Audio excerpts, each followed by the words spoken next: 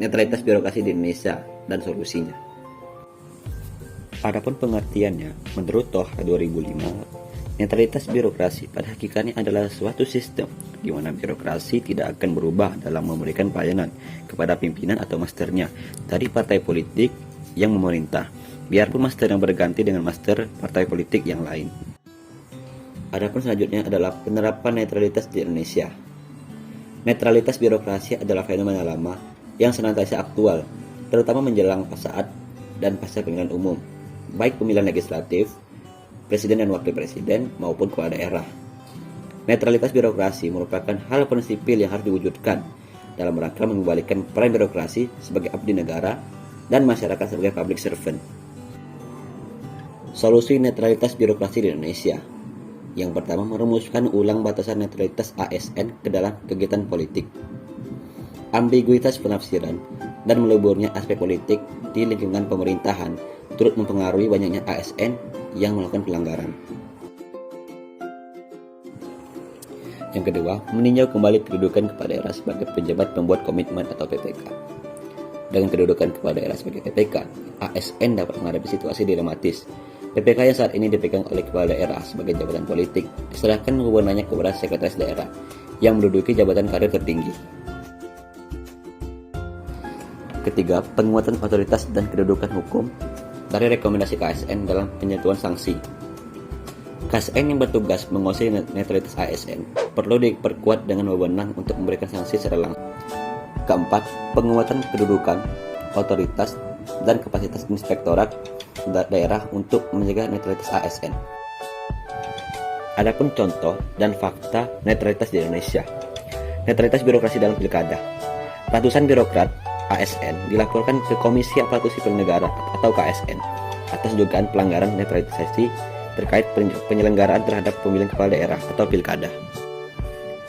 Data per 30 September 2020 terdapat 694 pegawai ASN dilaporkan melakukan pelanggaran netralitas.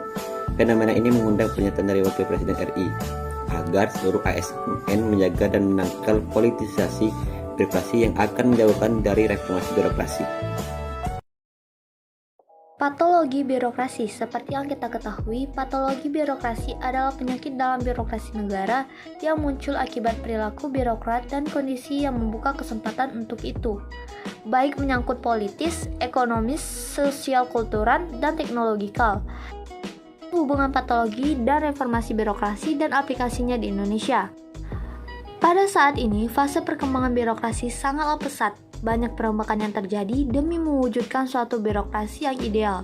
Tuntunan reformasi merubah wajah birokrasi Indonesia meskipun belum terlalu signifikan.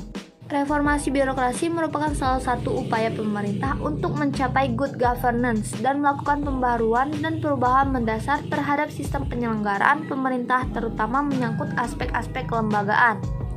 Sebagaimana yang kita ketahui, penerapannya di Indonesia belum menunjukkan arah perkembangan yang baik, karena masih banyak ditemukan birokrat yang arogan dan menganggap rakyatlah yang membutuhkan.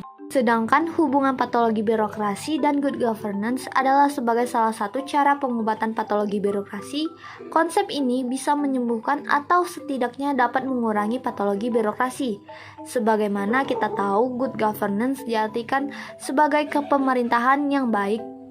Konsep kepemerintahan yang baik berorientasi pada dua hal. Yang pertama, orientasi ideal negara yang diarahkan pada pencapaian tujuan nasional. Hal ini mengacu pada demokratis dan kehidupan berbangsa dan bernegara dengan elemen-elemen konstitusi atau pemilihnya, seperti legitimasi, akuntabilitasi, otonomi, dan devolusi kekuasaan kepada daerah. Yang kedua, pemerintah yang berfungsi secara ideal, yaitu secara efektif dan efisiensi melakukan upaya pencapaian tujuan nasional. Contoh kasus yang dibicarakan publik ini tentang bagaimana Gayus Tambunan sebagai pegawai negeri sipil golongan 3A di lingkungan Direktorat Jenderal Pajak Kementerian Keuangan mendadak menjadi orang yang terkenal saat ini di Indonesia. Bukan karena prestasinya di birokrasi meningkatkan penerimaan pajak, melainkan justru karena perbuatannya telah memperkokoh keyakinan tentang buruknya birokrasi di Indonesia. Munculnya kasus korupsi yang dilakukan oleh Gayus menjadi isu nasional harus bisa dijadikan sebagai momentum pengobatan birokrasi.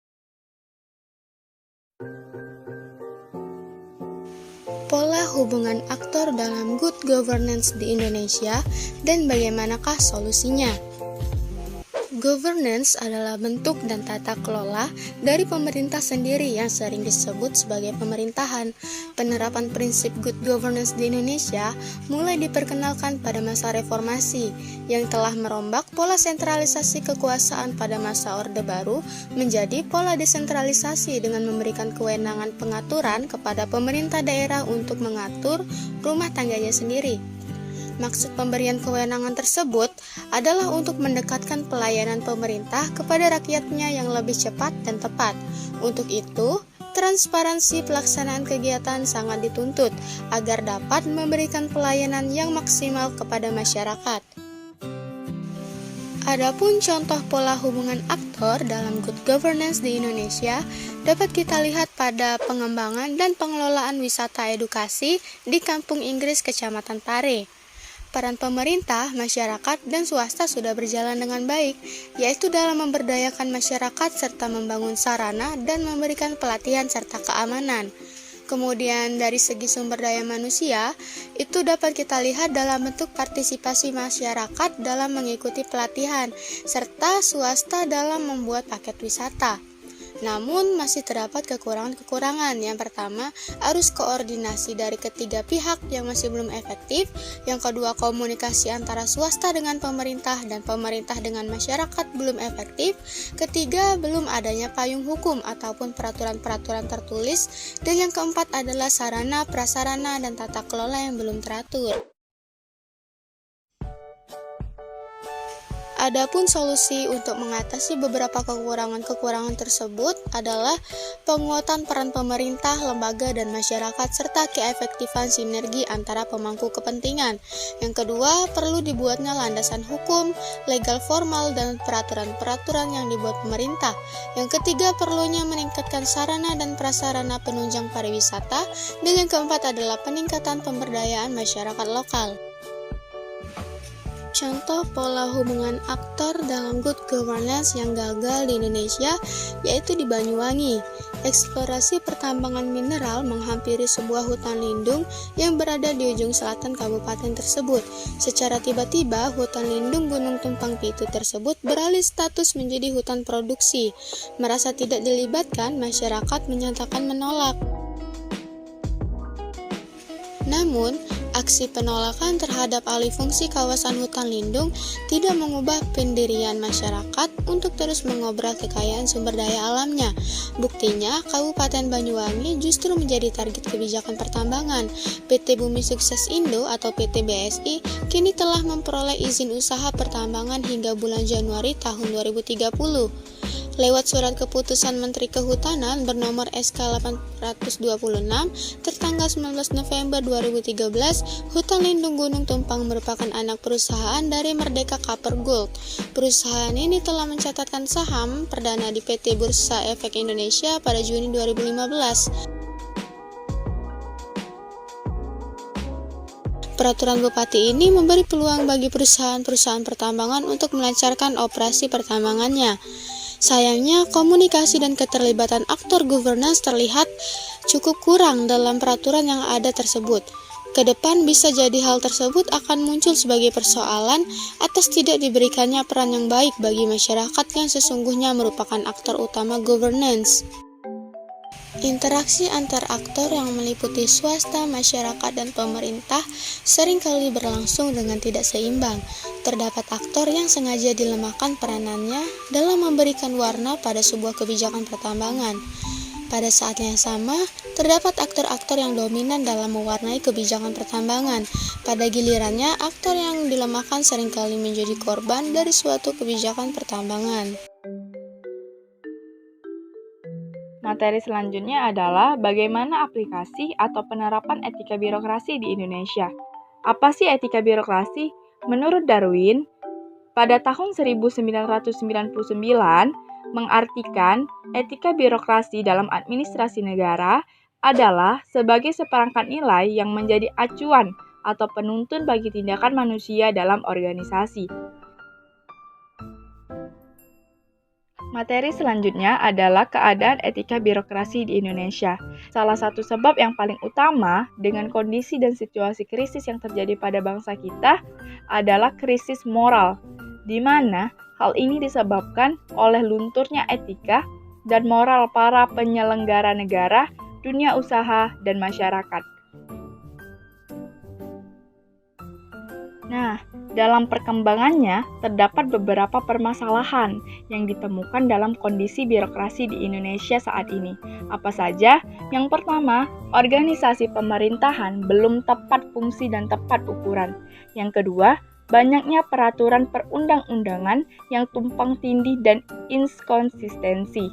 Yang ketiga, masalah sumber daya aparatur negara, baik dari segi kualitas, kuantitas, maupun distribusi yang tidak seimbang, serta tidak produktivitas PNS yang masih rendah. Yang keempat, masih adanya praktek penyalahgunaan kewenangan dalam penyelenggaraan pemerintahan dan belum mantapnya akuntabilitas kinerja instansi pemerintah. Yang kelima, pelayanan publik belum dapat mengakomodasi kepentingan seluruh warga negara dan belum dapat memenuhi hak-hak dasar warga negara atau penduduk. Yang keenam, pola pikir dan budaya kerja belum sepenuhnya mendukung birokrasi yang efisien, efektif, produktif, serta profesional. Nah, teman-teman sekalian, tidak hanya itu. Dari sisi internal birokrasi, ditemukan berbagai permasalahan yang disebabkan oleh perilaku dan kultur birokrasi. Antara lain adalah pelanggaran disiplin, rendahnya kinerja sumber daya aparatur, sistem kelembagaan dan ketatalaksanaan pemerintahan belum memadai, sehingga belum dapat meningkatkan efisiensi dan efektivitas kerja. Rendahnya kesejahteraan PNS dan banyaknya peraturan perundang-undangan yang sudah tidak sesuai dengan perkembangan keadaan dan tuntunan pembangunan. Masih tingginya tingkat penyalahgunaan wewenang dan banyaknya praktik KKN. Solusi dari gagalnya penerapan etika birokrasi di Indonesia. Diketahui bahwa kultur birokrasi pemerintahan yang seharusnya lebih menekankan pada pelayanan masyarakat ternyata tidak dapat dilakukan secara efektif oleh birokrasi Indonesia. Kondisi kultur dan perilaku birokrasi Indonesia merupakan faktor penting yang membuat kondisi birokrasi menjadi involutif tanpa perubahan yang mendasar. Dalam hal ini, setiap pemimpin pemerintahan belum optimal secara sungguh-sungguh mereformasi birokrasi, padahal peluang untuk itu terbuka. Oleh karena itu, mereformasi birokrasi haruslah menjadi agenda mutlak yang memerlukan komitmen, keseriusan, konsep, dan fokus. Baiklah, saya Nurul Aida Rahayu akan mempresentasikan materi selanjutnya mengenai contoh peran public value dalam kebijakan publik. Menurut Bozeman tahun 2007, nilai publik adalah nilai untuk publik. Nilai bagi publik adalah hasil evaluasi tentang bagaimana kebutuhan dasar individu, kelompok, dan masyarakat secara keseluruhan dipengaruhi dalam hubungan yang melibatkan publik.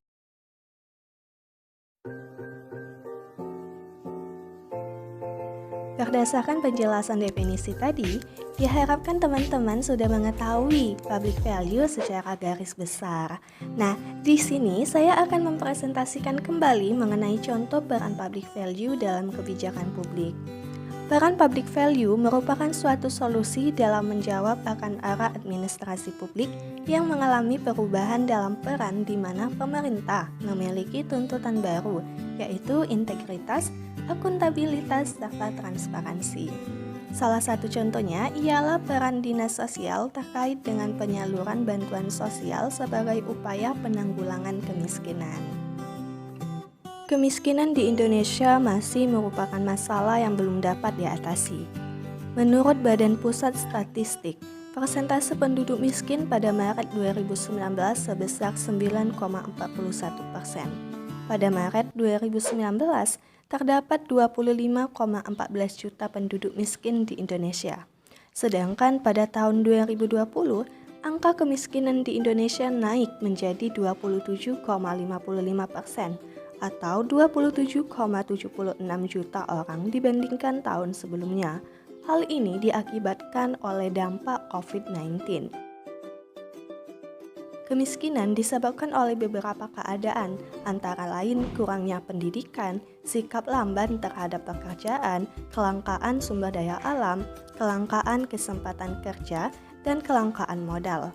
Selain sebab-sebab tersebut, kemiskinan dipengaruhi oleh kebijakan publik yang tidak berpihak pada masyarakat miskin.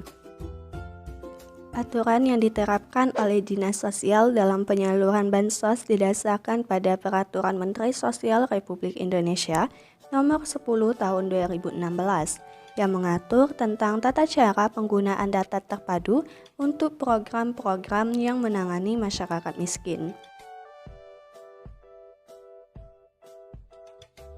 Penanganan masyarakat miskin adalah upaya yang terarah, menyeluruh, dan berjangka panjang oleh pemerintah daerah, dan atau masyarakat untuk memenuhi kebutuhan dasar seluruh warga negara melalui kebijakan, program, dan kegiatan.